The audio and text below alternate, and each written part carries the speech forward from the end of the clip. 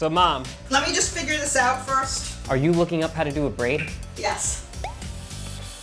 Hi guys, I'm Matt. Welcome back to my kitchen. It's almost Christmas time, which means it is the time of year for one of my favorite treats, Swedish bread. Now, if you've never had Swedish bread before, it's crunchy and sugary on the outside, it's sweet and pillowy on the inside, tastes a little bit like cardamom, and you can have it with jam on top, you can have it with ricotta on top, whatever you want. I love it so much. But unfortunately, this year I won't be traveling home for the holidays, so I am joined by my mom, who's gonna show me how to make it. Hi everyone, this is Laura. I'm really excited to be sharing our family's special Swedish bread recipe with you today. This recipe was gifted to us many years ago from our late friend Mamie, and I really hope you enjoy it as much as our family has. I've never actually made this before, Mom, so you're gonna have to help me out a little bit. It can be tricky, but it's really worth it. Well, I'm ready to start cooking. Are you ready? I am ready. Let's do it.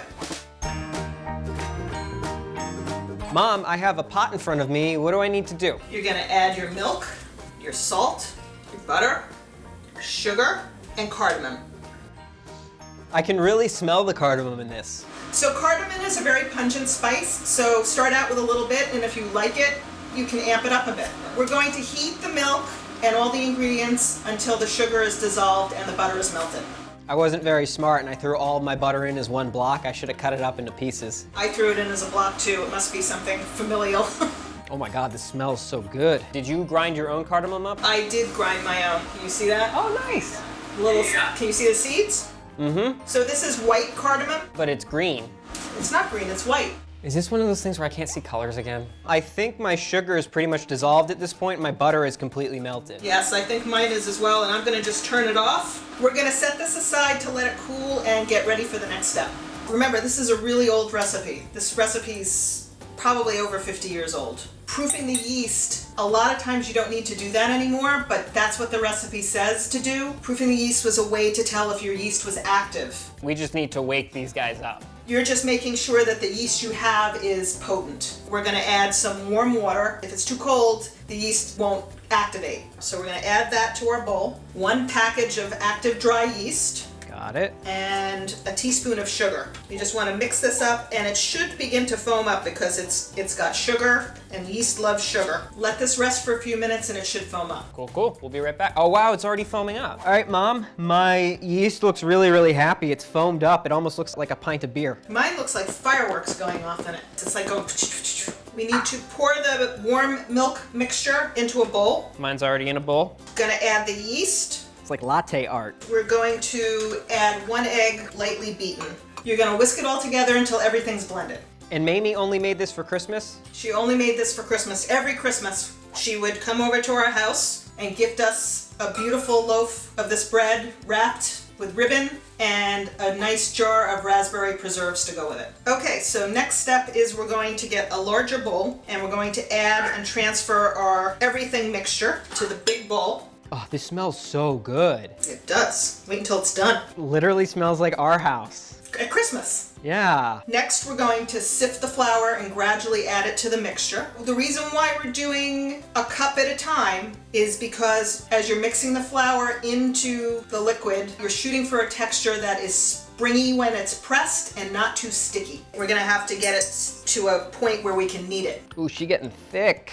Oh no, I just made one of those jokes. I'm gonna start using my hands. It's still, oh, actually it might be close. I'm putting another half a cup in. You'll feel the texture change when you get close. I feel like I'm right on the cusp. It's still a little sticky, so I'm gonna just add a little bit more flour. I'll tell you what, this is more work than I thought it would be. I'm gonna transfer mine to the cutting board and knead. How long are we gonna knead this for? Gonna knead it about 15 minutes. Okay, we'll be right back. I am working up a sweat right now. You need to exercise more. What's the texture we're looking for again? If you notice, it's not sticking to your hands, the surface is clean, and it's tacky but not sticky, and when you poke it with your fingers, it should spring back. You should have a ball of dough, like this. Can you see? Good. You've got a large bowl, a little bit of room temperature butter, probably about maybe a tablespoon, and we're just gonna smear it around the bowl to coat. My bowl looks pretty well greased. How's that? Looks good. Then what you do is you're gonna take your ball of dough, you're gonna put it in, and just make sure you get some butter around all of it. I just take it and roll it around the bowl. So next we're gonna let it rest, cover it up until it's about double in size. All right, I will see you in a little bit then. Sounds good. So it's been about an hour, and as you can see, my dough has doubled in size. We're going to gently take it out of the bowl, and we're going to divide it in two. We're going to divide 1/2 into 3 pieces. All right. You're going to make 3 ropes that are about 14 inches in length. So it's a combination of stretching and rolling. It's so pillowy. This is more fun than I was thinking. All 3 of my pieces of dough rolled out. They're all relatively even and uniform. Take the one on the left and connect it to the middle. They are pinched together. And you take the one on the right and you also pinch it together. Now they are all pinched together. So I've got all 3 of my pieces pinched together. How do I do a braid? You take the right strand, bring it over the middle and pull the middle strand to the right. Then you bring the left strand over and pull the middle strand to the left. Oh, this is easy. Pinch them together and then you kind of tuck them under. Does it look like a braid? Yeah. You want to see?